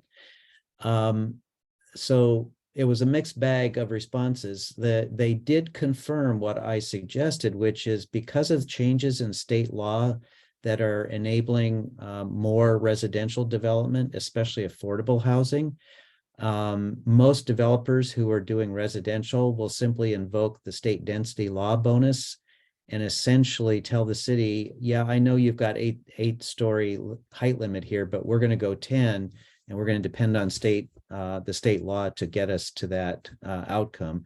So in other words, they've sort of taken TDR off the table for residential as an incentive or as a way to get more density. So that leaves us with office, which we know pencils better for us and for them. It gets approved quicker typically, although not always. But the problem is the office market, as we all know, is not exactly in good shape right now. So I guess if there's any good news to my response to your question, it's that they reaffirmed that they are most interested, and the city council's most interested in seeing any remaining TDRs that have to find a landing site to be either in the East Wisman Precise Plan area or the San Antonio Precise Plan area where our site is. That's probably where we'll get the most support from the staff to get TDR signed up, and we'll get the most likely approvals of projects by the city council. So we've got our work cut out for us. I think that as you move forward with your discussions about financing projects, nobody knows how long it's going to take for the office demand to come back and the next cycle to start.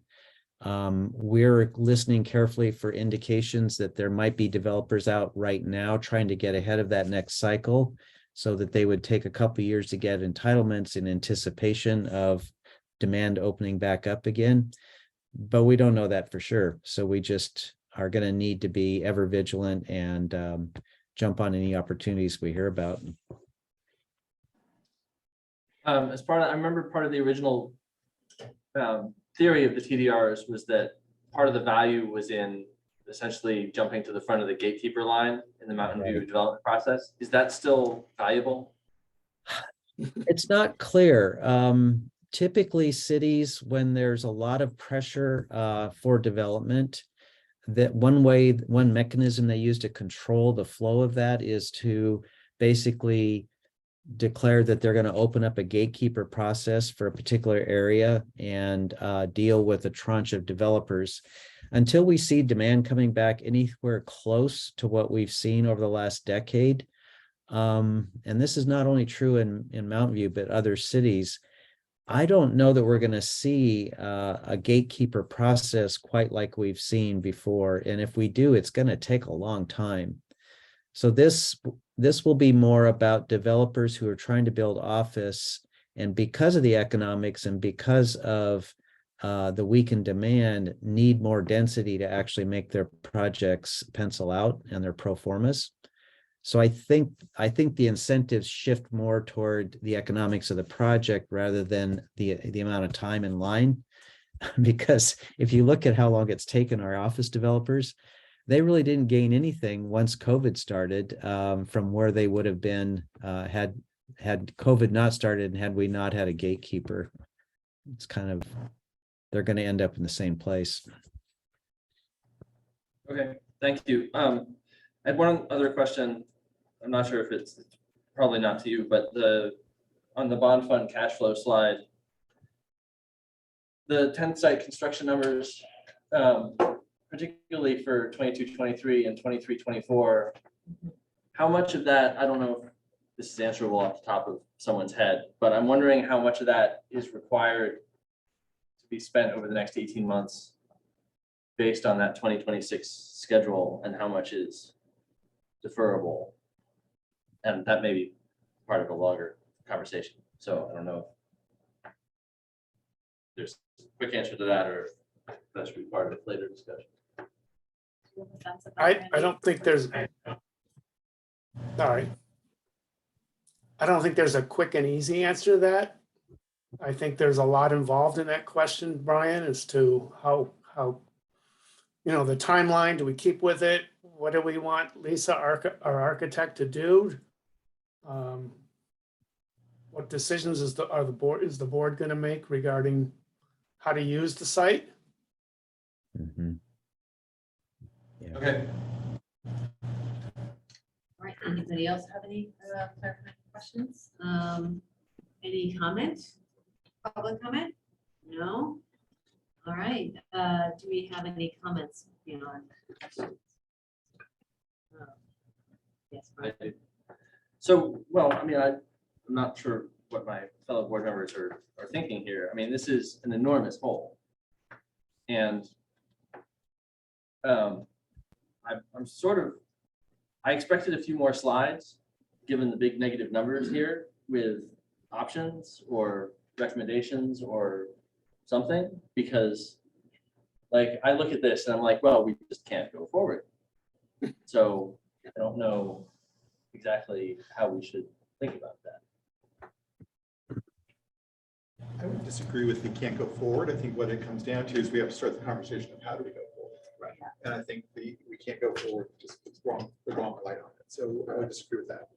I'm looking at, I was doing rough back the number thing here based on some things. And there's some line items in here that I would disagree should be in this budget at the moment. And it's something we've been talking to Eric about is a separate fund to deal with. This bond that we're talking about spending was always designed to build a 10th site. The tapping of it to take out the third-year deferred maintenance plan out of there is a chunk of cash that should not be in this conversation. I don't disagree that those need to be done. They need to be quantified in the right way, but to lump them into this bond is wrong. So that has to be a separate bond discussion in my mind, because that's not how we solve this bond, how we convince the community to fund it. So I think that line item needs to be rethought. And any monies that we pulled out of this bond over time, which we've done a lot of, unfortunately, need to be identified and targeted into another bond campaign that would talk about how we maintain existing sites. And it's a two conversation versus a one. And so that's my first comment on that. I get where you're going with the deferring construction site. What can we defer out? The 15 million, I'm surprised to see that number in the coming year. So I assume that's all in design discussions. I don't know what else we're going against, since we're not actually physically doing anything. But so how do we look at that differently and some more definition there? I agree, would make a lot of sense to me. I could definitely use that help. But I think the conversation we need to start having with the community is, a twofold one. One is we have this 10th site we need to build out that we promised we were going to do. Some things that propped up that took it out beyond what we thought it would cost based on COVID, inflation, some other things that have propped in that we could not have anticipated, COVID being the big one. So can we have that conversation with the community separately about what do we have to do now to do the bond that addresses those issues? Meanwhile, we have to start put together a plan of how do we actually maintain the existing campuses in a more concrete manner. And then maybe a separate conversation outside this team's purview that we have to come back to and have a lot of detail there about what that would look like and what does an ongoing maintenance plan really look like that we'll want to adopt here, and how do we make that move forward. So it's two conversations that folded in kind of into one here, which I think can be more clearly separated for me, that we get to take the community in a more articulate way.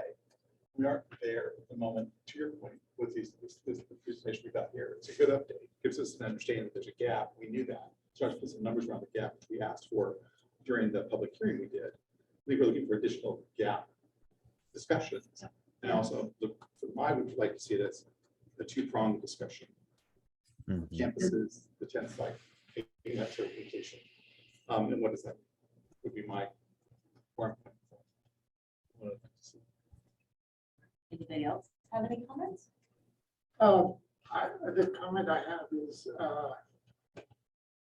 let's see, the 3-year deferred maintenance plan, that's what you're talking about there. Is that, my understanding was that the bond allowed for that, and it did not exclude that.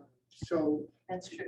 it's up to us to decide not to include that, but the bond itself, I believe, allowed for that. To the letter of the law, you are correct, but when we were selling the bond, we said 10 schools, 10 site, and really sold it that way and said any left over earnings would go towards deferred like maintenance of current facilities.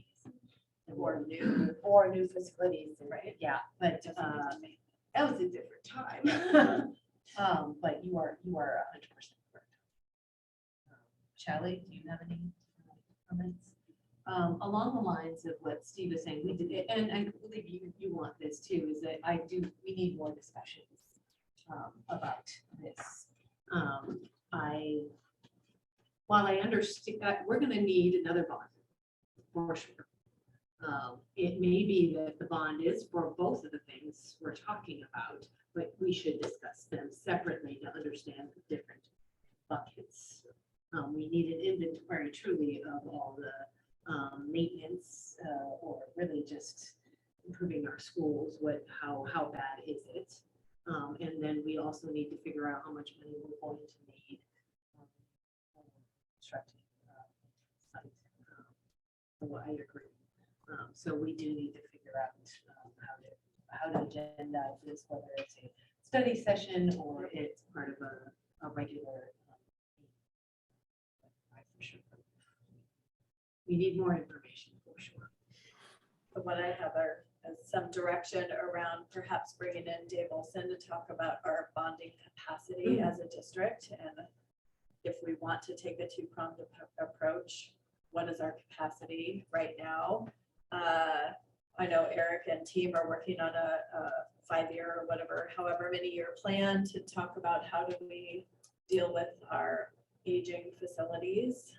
That's different from the facility master plan, which was all about how do we give folks the missing multi or library or what have you, right? So those pieces. And then I also heard that the board might be interested in getting some details on the numbers around the tent site construction for this year, next year. What does that entail? Does it need to be happening in these current years? So, What else am I missing? well, I have a question. I mean, the earliest we could do a bond realistically is June of 2024.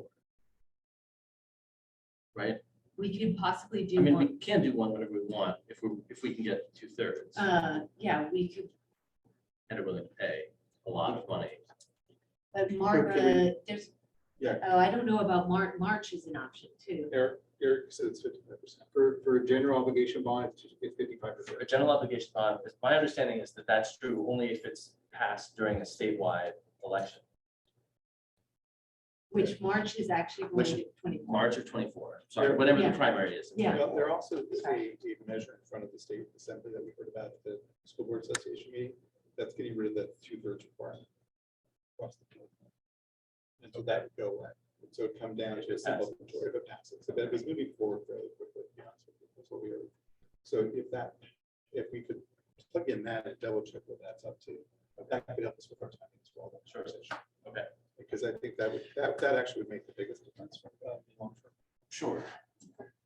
I mean, the other impression that I've gotten from our past bond campaigns is that like March of 24 would be what we were aiming at if we decided to do a bond shortly anyway, just in terms of time to roll out. Oh, yeah, no, for sure. So my problem is, there's a lot of money up there that needs to be spent over the next 18, like before early 2024, that I don't see how we spend in advance of that, right? I mean, I understand your point about how the bond was pitched in order to build out the 10th site, but we have, you know, as you said, a few different problems, right? So the TDRs haven't come through as fast or as completely as we had hoped. Inflation is much, much higher than we'd hoped. Online got pushed out. And so, you know, we can't build the 10th site with the money, with Measure It funds, even if we had all of the Measure It. No, we can't. And so I have a problem with proceeding in advance of voters giving us the rest of the money that we require for the 10th site, especially in light of our enrollment trends over the last few years, right? I mean, we were at a very different place enrollment-wise when we made that pitch and cast that. Don't disagree with anything you're saying. The only thing I would be concerned about doing is stopping progress. While we try to figure out those steps, I'd rather figure out how to accelerate those steps that you're concerned about. To get everybody up to speed, which is what we're trying to do with these discussions. Right. Make sure that we're all on the same page, so everybody understands what we're dealing with, what we're going to deal with forward. And how do we fill the gap in that conversation versus grind to a halt for a year and a half while we wait to pass them on, which to me would be the wrong. Because I think if you now are looking at open that site now in 27, which is what you're doing. Yeah, no, I don't disagree. I think that would be a huge problem because then the city's going to come back and say, well, you're going to build the dam too. Well, that's You're gonna actually build the it. field. So that's the other thing. So thank you for bringing that up because I forgot to mention that is that we have essentially a legal obligation, as I understand it, to build fields by a date which we are not already going to meet. Yeah. And so, so we need to factor that in as well. So that's part of the reason why we can't grind to a pile at all.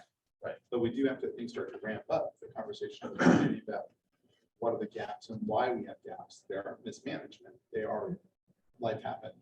and things that we have to explain to everyone why we need to keep this moving forward. As it relates to the timeline and what you were saying about our maintenance on the fields, the whole thing about amendments to the JUA, that was what the amendments to the JUA was about. We're not going to meet those deadlines, so we do need to meet the city staff together. And then ultimately bring it to city council for amendments to that. That was one of my questions from the packets. So that's important to note. And the thing is, we can also, while we're looking at these things separately, I am not adverse to money going towards maintenance in the meantime, if we need to do that, if we have a plan for everything. And I think we'll get some more information February 9th, 6th, whatever the first date is from our demographer around enrollment. But I want us to be remembering this is the development of a school within our community for the next 100 years, or whatever, 50 years, however long in time, and that we still have the problem of having 10 schools on 9 sites. That is impacting our programmatic offering for our LASD students. It's a complicated issue, for sure. So I'd really like to see us do like a meeting that's just dedicated to this. Because like we have so many things on the agenda. And I feel like this is one of our biggest, most important projects. And it's just like one item on it. You know what I mean? Yep, I sure do. So let's just. I agree, a special meeting, and I'd like it not to be like a study session before something, because we end up having, as the year progresses, our meetings get longer. And I think it's our better use of our brains to have it just for this. Yep. If we want to talk about bonding capacity, is there any interest in also thinking about the parcel tax renewal? Just if we're going to be talking about district finances and bring in some experts around that, do we want to? I think it's something we need to look at, because also in 2024, we should be looking towards that.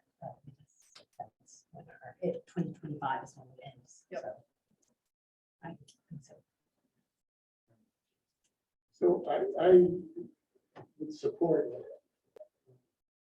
one or more study sessions on this whole finance.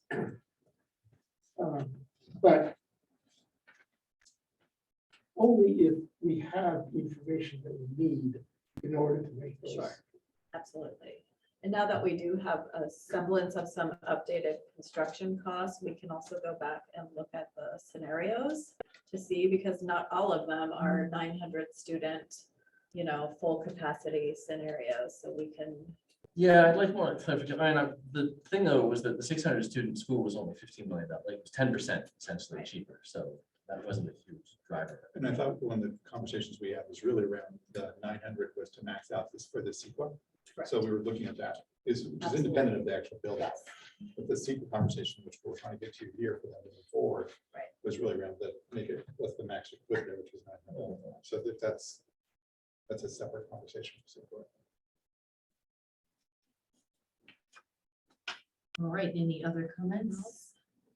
All right, thank you very much, everyone. Thank you, team. Appreciate your time tonight. All right, moving on to an annual developer fee report. Eric. So tonight is a routine item, an annual item for the Board of Trustees. We're required to annually review all revenue and expenditures associated with the developer fees, Fund 25. And it requires that we give you an annual report of expenditures in the beginning and ending balance of Capital Facilities Fund. And tonight we're asking the board to, it's really information only, there's no action necessary. It's not we're just giving you a review of the annual developer fee report. And we also have a 5-year account summary that reviews the expenditures in this account. And then and we also attach Fund 25, which is in unaudited actuals as well. Any clarifying questions? Any public comment? No? Any board comments? All right, thank you, Eric. No action. Moving right along to the block school improvement project. So a former block student who's now a freshman at Bellarmine High School submitted a really interesting site improvement project, and we talked to Greg Land, the principal, and he was in support of it. We talked to Marlene Shaffron, and her concern was obviously making sure it was inspected by an approved playground safety inspector, which is the one that we normally use. So we made sure that was done, and that the student realized that was a good learning opportunity that needs to be included in his cost of construction. And he doesn't have bond funds for this, but the student was very appreciative of letting us think about it. And I told him that I would bring it to the board. He was missing a couple key items. We told him to give us kind of an aerial map. I also included, which I thought would be good for the board to see, is the type of equipment he would install. The PE teachers, remember this student, it's actually good because it's equipment that it'll be inspected, installed accordingly to manufacturer's specifications. It's also equipment that the PE classes can utilize, and also any community members that are in the neighborhood. Sometimes you'll see community members at Block and at Egan walking around the track. So we thought this would be a good project, and we just want to bring it to the board for approval to approve the Block student improvement project. Any, Former Block student. any clarifying questions? Any public comment? Any board comment? No? All right. Can I get a motion to approve this block school site improvement project? So, I'll second. All in favor? Aye. All right, moving right along to appointments to the Citizens Bond Oversight Committee. And I want to thank Stella and her husband who volunteered, but I also want to thank some of our board members who've been great about helping us recruit. We were very short board members for our first meeting that we had earlier this year in September. By tonight's action, we'll appoint new member Steve Houchins for one term, and he's going to be replacing Terry Sachs, who's no longer on the committee.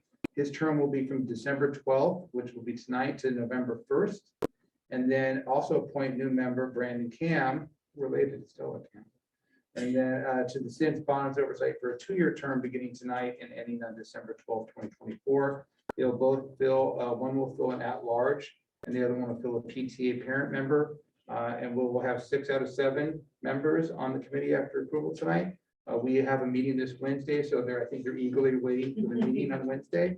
No And pressure. then the only one member that we're still need help finding is a member of a senior organization.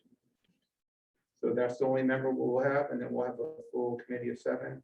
We do need at least to have 4 to have a quorum to conduct business.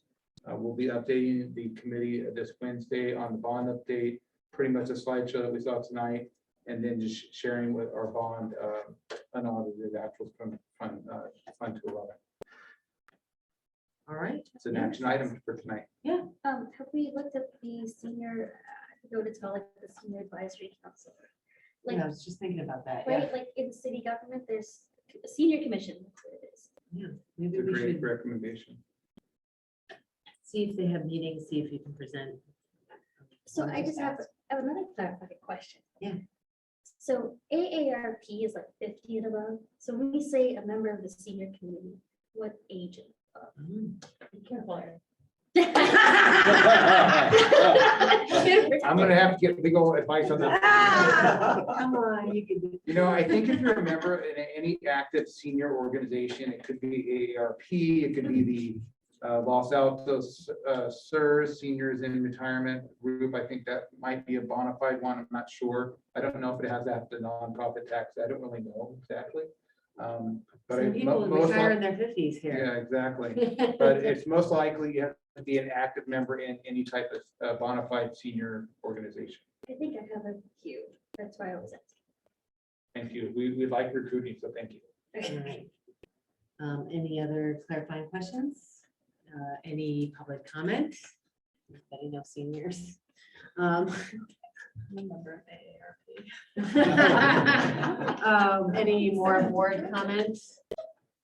All right, can I get a motion to approve the appointments of Stephen Hutchins and Brendan Cam to the Citizens Bond Oversight Committee? So, All in favor? Aye. Passes 5-0. Moving on to 8, approval of amendment number 1 to the additional CEQA consulting services for the 10 side project. Sure, as part of the 10 site project, Amy is our CEQA consultant, and there's obviously some pricing delays, and then also some of her consultants that she uses at the beginning of the year. Some of the work that they anticipated being done is not done due to some delays in the CEQA scoping process. So she's asking, some of her vendors are asking for price increases. So she's asking tonight for increase in her contract. So we're asking you tonight to approve Amendment 1 to the contract with Amy Stewart Cox for CEQA consulting services. And That's it? Yeah. Any clarifying questions? this is paid for out of Measure N as well. Any public comment? Any board comments? All right. Can I get a motion to approve the amendment number 1 for the additional CEQA consulting services for the 10 side project? So moved. I'll second. All in favor?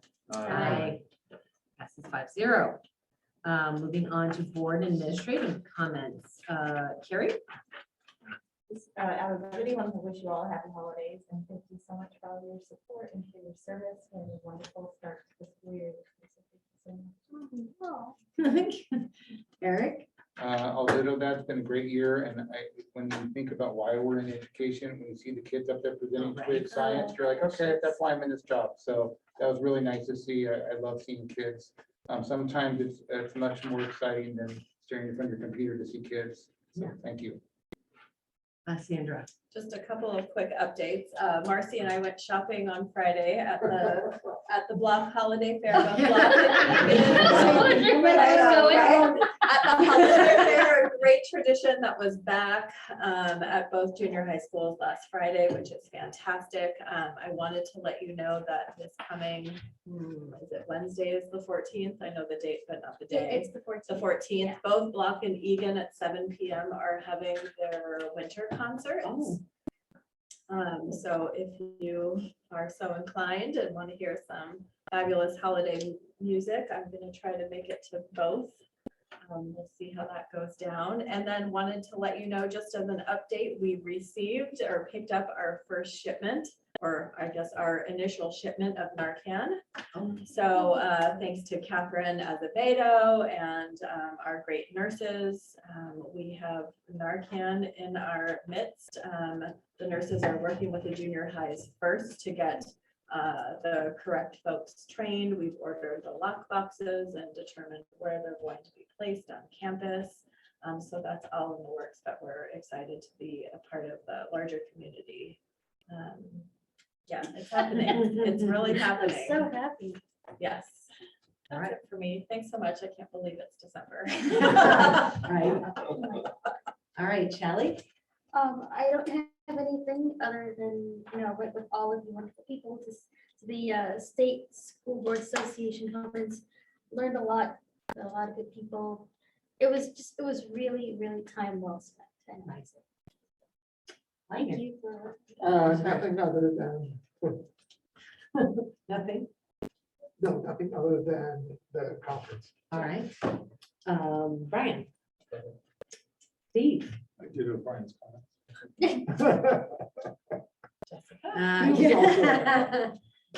I have a list.